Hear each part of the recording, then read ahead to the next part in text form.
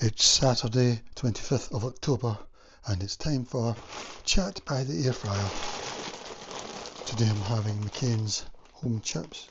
Usually I don't buy branded chips, but I'm treating myself, okay. I've put a film in here, that stuff you get from Home Bargains, and then I've cut it up so that the oil doesn't drip down, you know. But I've come up with a great idea of spraying this and then spreading it about, and then things don't stick. Chips don't stick anyway, but maybe that's not enough. Maybe I need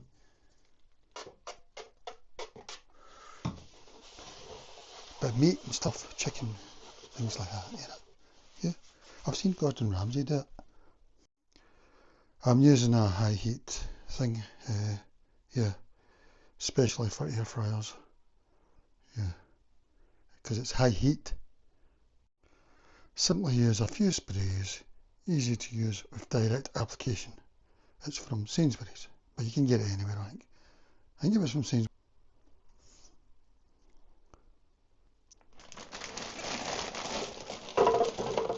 Yeah, I like big ones. Yeah, I didn't know they were big, as big like that. Yeah. The nation's favourite chips, and these are the crispy, fluffy ones. I don't know what they are. They look a bit big to me, you know. I thought I liked thin ones, but I think I like big ones. So does that mean these aren't French fries? I don't know. Anyway, this is my agenda tonight. Yeah, in Caerphilly the other day, in Wales, I think it's near Cardiff, Labour lost the Senate seat for the Welsh Senate, and they've held the Caerphilly seat as Westminster since 1918, I think, so 107 years. And they lost that. Everyone thought they were going to maybe lose it to Reform, but it turned out Plaid Cymru won it, and that seems to be where people are going as an anti-Reform vote. Plaid Cymru got about 47%, so that's very high. Reform got about 37%, still very high, you know. I think the last time they get like 2% at the Welsh Senate. I think the person died or something who was sitting there, and next year the Welsh Senate's going to be proportional representation, which I think is the only way you can, is the closest you get closer to democracy, direct democracy. I believe in referendums rather than, and voting in issues, like the Swiss electoral system, rather than thinking about, we've got the first past the post system, and when we talk about leaving the European Court of Human Rights, Labour tell you, if we'd done that, it would only be Russia and Belarus and us that went in that. Whereas with the first past the post system in Europe, it's only us and Belarus that do it. So not even Russia do the first past the post system. And that's how undemocratic it is, you know, but you never hear Labour saying that. We're sticking with first past the post because it's good enough for Belarus, it's good enough for us. Yeah, but they're going to have to change it because Labour get 11% and the Tories get 2%. I mean, nobody's even talking about the Tories. I mean, that must be one of their worst results ever. I think it's Labour's worst result, possibly in modern times. 11%, and I mean, usually they used to get over 50% there, maybe even the last time.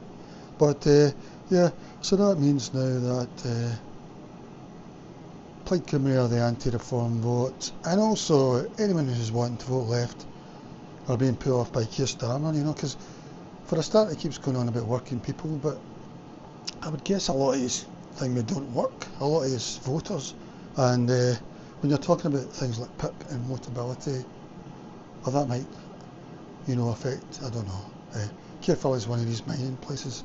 They don't have a coal mine anymore, I would imagine.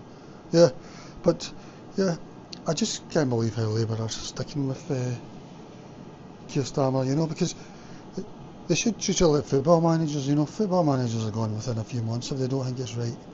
I'm not saying that's right or wrong, but if it feels wrong, you should change them. But for some reason in politics, they stick with them for a lot of time.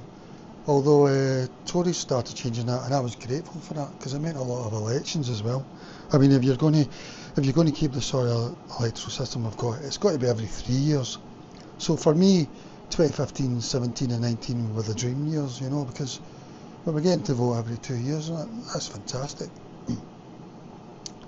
Yeah, Jeremy Corbyn get the highest vote for Labour since, well, this century anyway, he says. I think Tony Blair maybe beat him the first time, but yeah, he get the highest vote. Then in 2017, that is, yeah, 2017. In 2019, he got a higher vote than Keir Starmer did, which Keir calls the low point of Labour existence. Yeah, Keir doesn't think the low point is now, you know, he doesn't think that. But like I say, it should be like football managers, you should just get it. I mean, Keir Starmer, I would say, is the only Prime Minister I've disliked. And I would imagine nobody likes him. I don't think the left like him. Like his politicians, his colleagues, his speechwriters, who else? And the other side either, you know. So really, he needs to go like a football manager. That's how they need to treat it. I mean, he is going to go, but I don't know why they're waiting, you know. Yeah, so, I mean, so I think the two great parties, the Tories and Labour, get around about 13% between them, or 14% between them in Caerphilly. And then we also had about 7 council by-elections that night as well.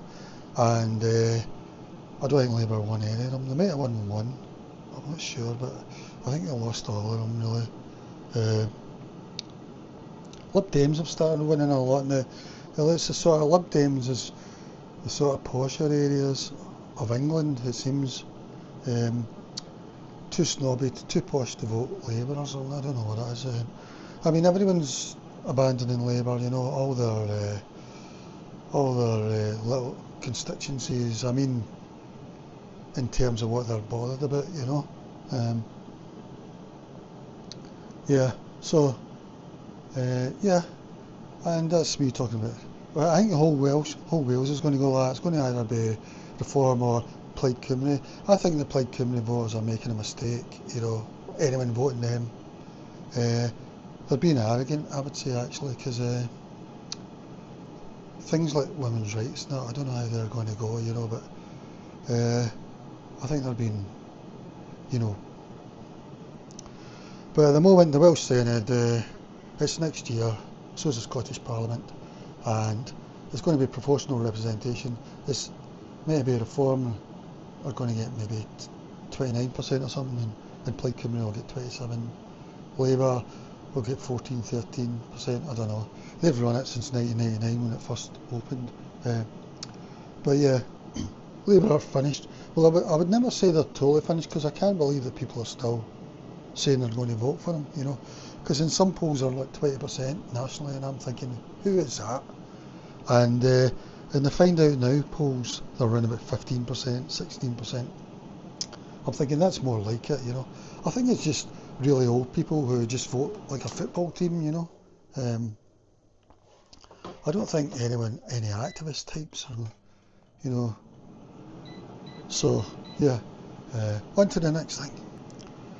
Issue number 2 is e-cars, and I think everyone should have an e-car now, you know. I saw something like in China, maybe 50% of people will consider buying an e-car, but in Britain and America it's really low, and it's just, I think it's just silly really. I mean, apparently about 95% of car journeys are under 10 or 20 miles or something like that.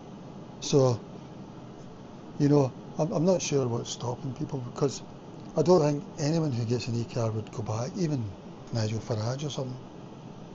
I mean, Richard Tice has got an e-car. I'm guessing that his wife wanted that, I'm not sure, but yeah, because e-cars, I mean, you can get maybe a range of 150 miles or something, and also you can use your e-car if you've got a virtual power plant in your house, solar and battery heating. You can hook up the e-car, and any excess charge you've got, you can get money for it via your virtual power plant. And Elon Musk is about to set up a virtual power plant company in Britain, and really it does away with power plants, so that's pretty green, isn't it? But there are already some in the market that are already doing that in Britain, and you get paid for any excess that you put into the system, and they take it all out intelligently.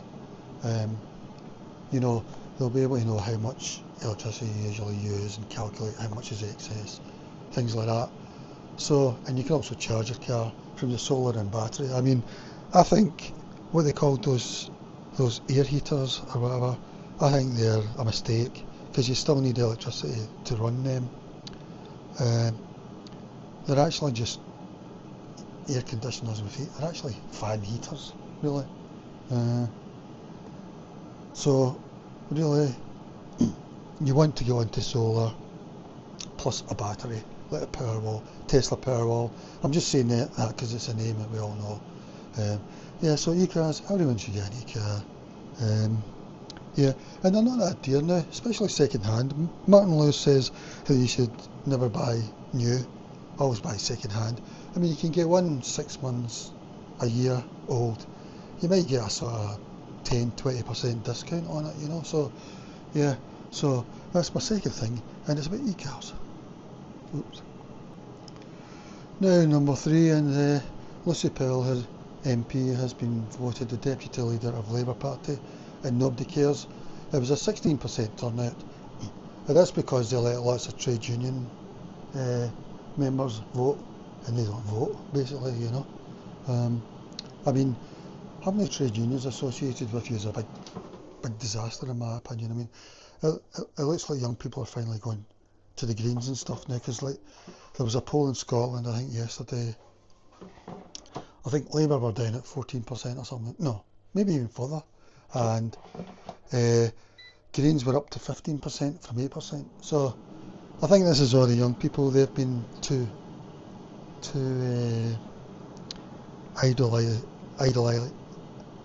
idealistic to realise that the Greens are the real socialist party, you know. So they've stuck with Labour, but you stick with a football team. Yeah, because I was saying earlier, like, because Kenny Douglas says one thing I liked about that Chelsea manager who then won with Leicester City, won the league. He said what he liked about him was if the football team were out, and within the first 5 minutes it was obvious that some player was a mistake for whatever reason, whether they kept getting beat by the other in that position, you should change them straight away. You shouldn't wait to half time or the second half or whatever, you know. So you would be using a substitute in the first 5 minutes, and that's totally correct. If you made a mistake, change it as fast as possible. So that's what I'm saying about Keir Starmer. I should do that with him, you know. Yeah, so on to Lucy Powell then as deputy leader. I mean, she had a dig at Keir Starmer. She says they shouldn't chase reform, but I think they should actually, because if you look at Denmark, their centre-left party chased the voters because they were moving to a thing after Stephen Kinnock's wife lost the election in 2015, and then they made it strict in one issue, and the voters came back, which I think is a mistake. They shouldn't have went back, but they went back anyway. Yeah, I think you just need to clear out Labour and Tories and that, you know, just clear them out. But anyway, we should be voting on issues anyway as referendums, so I don't really believe in parties or party hampers. Anyway, Lucy Powell, she had a dig at thing, yeah, I don't think she's any good. You know, her, Jess Phillips, Yvette Cooper, they're all the sort of, really the worst of female MPs, really, in my opinion, you know. There's lots of good, really good ones. I mean, I think Katie Lamb looks a really good one, and probably other Tory and Reform, well, a Tory anyway.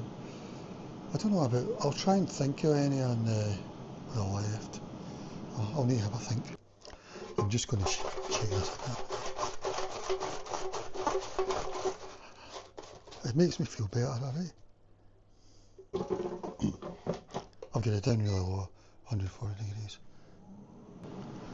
I thought Nicola Sturgeon was an excellent thingy, but not thingy. She had her, what do you call it, Achilles heels. quite a few, and she liked a pair of heels as well, didn't she? But yeah, no, I thought she was an excellent, up to a point, and she lost her mojo basically, really. Eventually it ended up in that one issue that women feel strongly about, a lot of women feel strongly about. And she said recently after she launched her book, we should have had a pause on it. She said that Ireland had already done it, but Ireland's changing as well. Ireland's flipping round. And they had a referendum on it recently, and Ireland lost it completely, and their woke Prime Minister resigned, or Taoiseach, but they're still on that route. The politicians are still on that route in Ireland. But I think they're just all going to get thrown out. In fact, today the Irish are about to vote a Green president, which is a total joke in my opinion, considering the rioting in the streets about things and stuff. It just goes to show you, I mean, I've got a lot of Irish heritage myself, but I mean, you should be voting the opposite, really. I think at this point, on one issue, to give them the message, you're giving them the totally wrong message.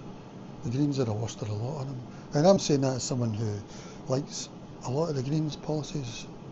I would say I identify with them, apart from one issue. But anyway, back to Nicola Sturgeon. She was writing her book, and she said we should have had a pause on it. But then, just recently, she's been saying, but even if I had a pause, now I think I wouldn't have done it anyway. So women have obviously been talked to her saying a pause wouldn't have been enough, So she totally lost the plot on that side of it, yeah. And it is ironic because everyone voted for it in Scotland. The Tories, Lib Dems, maybe not every Tory, but most of them. So it wasn't even something that anyone could vote against, because other parties were voting for it. That's the way we used to be, So, okay. So Lucy Pill, I think she's a disaster, really. It's not going to help at all. In fact, I prefer Angela Rayner to her, Angela Rayner's a bit off as well, but she can really make me laugh in Prime Minister's Questions, which I don't watch anymore. Oh, high enough. So that's that. On to the next thing, and it's number 4, ban bacon, because apparently it's very bad for you. It's got, I think it's nitrates or nitrates. I don't know if it's just when you cook it, but I've heard this for quite a while, 30 years or something, maybe. Bacon's really bad for you. It's very cancerous. And some big studies came out this week saying a lot of colon cancers to do with bacon. Well, I don't know if it's to do with that. I did talk to a colon expert once, and he said that most cases of colon cancer are not genetic, so does that mean it's to do with diet or well, probably, I suppose. But I thought that was amazing. He said like 90% or 80% of cases. So, well, bacon anyway. I don't know if it's to do with colon cancer, but bacon's tasty. I don't really eat it that often, but yeah, is it just when you've cooked it? You can't eat raw bacon anyway, but you should read about it. There was a big study at the moment, so that's really something to think about. I don't know if you should ban it, but you should definitely put a warning on it if it's bad as cigarettes or whatever, so yeah, I'm just trying to cut. Yeah, I'll just keep going though. Okay, actually, the next thing is Trump's ballroom. Apparently he said it was going to cost I think $200 million. Then he said $300 million the other day, and now they're saying $350 million. It's the East Wing. He said he wasn't going to touch the East Wing of the White House, but now they're knocking down the whole thing without asking anybody, basically. And it's a ballroom. The thing is, they might need one, so I'm not totally against it, There's some things that you hear straight away and you think, oh, that's terrible, especially if it's Trump. But if they need a ballroom, then and sometimes you've got to upgrade these places because a lot of them are tiny. People have said that about the White House. You know, to Trump it's tiny compared to Mar-a-Lago. Maybe that's why most weekends I think he's away. He's not living there. Even though to us it would be really big, you know. Because I mean, no Gallagher even wrote that about Scone Palace in Perth. He wrote in the guest book because he was at a Perth festival playing or something. Then he wrote in the guest book, your gaff is tiny compared to mine, or something like that. So that's what he was saying about Scone Palace in Perth, you know, and he's probably right. So, and of course in the old days maybe the doorways were the height was too low, you know. But anyway, so Trump's made this ballroom, so I'm not totally against it. And also, sometimes you need to upgrade these places, you know, because like in Britain recently, Boris Johnson created a press room for the Downing Street, because I don't think they actually had an official one, you know, and people were saying, oh, that's terrible and all that, but if you need one, then you've got to sometimes, you know, you don't want the government to actually look like paupers, you know what I mean? You don't want them to be extravagant either, but yeah, and Boris brought in the Union Jack flags and that, you know, and Labour at the time were probably thinking, oh, that's terrible, bringing the Union Jack flag in and all that, you know, whereas now it looks pretty normal, you know, because we're all meant to love the Union Jack flag, you know, we all love the passport and that, so we should all feel an affinity to the flag as well. So that is our flag, you know, everyone who's British. Anyway, so yeah, apparently President Truman done a lot of upgrading to the White House. Maybe that was just after the war, and he even had a balcony made, and it wasn't named after him, but afterwards they named it after him. So, and Trump says he's going to name the ballroom. Well, I don't think he's actually said he's going to call it the Trump Ballroom, but I think that's what we're meant to imply. The same as I know he's going to run for a third term, even though the Constitution says he can't, because back in the 50s, it might have even been Truman wanted to run again for a third time or something, and the politicians said no, and they came up with a law in the 1950s that you can only run 2 terms. But he's definitely going to run a third term.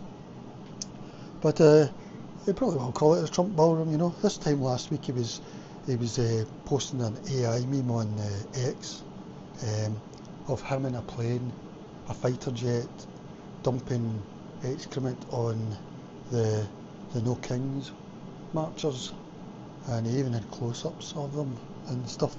That's how their president was behaving this time last week, you know, so I don't know, but anyway, that's that. I'll just keep cooking these just now, you know, or maybe, yeah, I think they're cooked alright. Oh, yeah, I'll keep going. Oh, I don't know if I keep going, but makes it worth a better. Okay, next one. And finally, I'm talking about making money from games and surveys on the internet. The apps. There's Free Cash, there's Tester Up, there's Mist Play, I think it's called. At the moment I'm using Free Cash. I've used Tester Up in the past, and they're genuine, you know.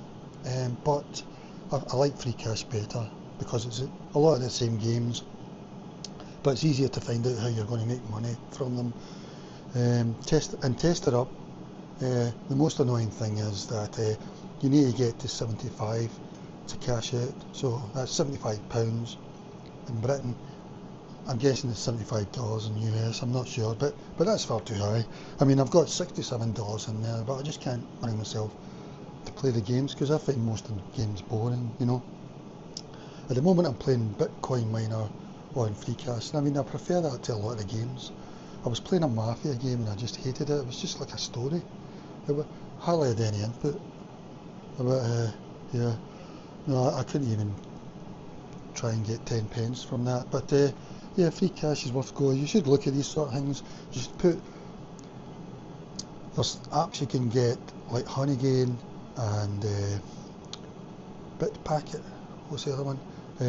Where you can make money from your idle internet, and it's just they use bits of your bandwidth, just tiny bits, and Honeygain looks a lot better to me than the other one in terms of how much they're giving. Maybe they're using more, I don't know, but I've never really noticed it.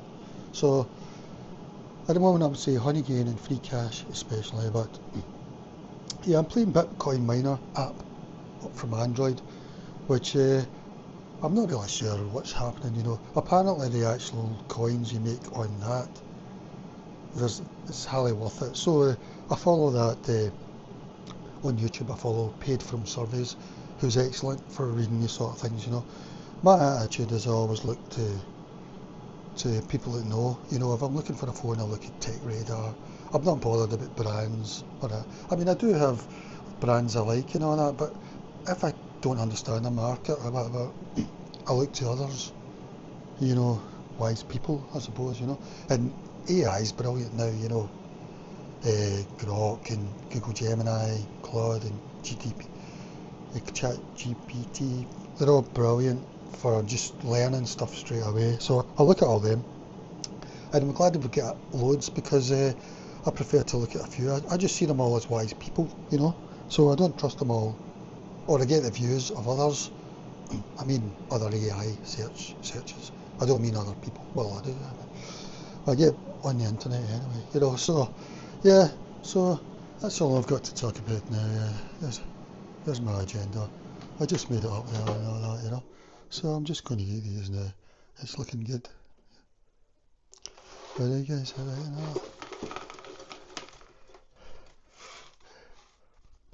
what's nice on it? I think I prefer them without sauce, but I'm just going to add some anyway, just for impact. I've come up with the idea they should put sauce at the side, and then you can dip into it, use it as a dip. Is that a good idea? Heinz chip shop. I don't think I'll buy it again. It's alright, but I don't think I'll buy it again. I've got my Sainsbury's reduced salt, reduced sodium. Alright. In a Glasgow chip shop, it's salt and vinegar. In an Edinburgh chip shop, it's salt and sauce. But everyone at home has salt and sauce. I'll put a bit of this on it just to get rid of it, really. Worcester sauce and all that, yeah. Sainsbury's own brand, not the real deal. Okay, guys? Is that interesting? Alright, that's it really. The chips are still too warm. I would leave them for a while, but for you, yeah, that's alright. No? Alright, guys.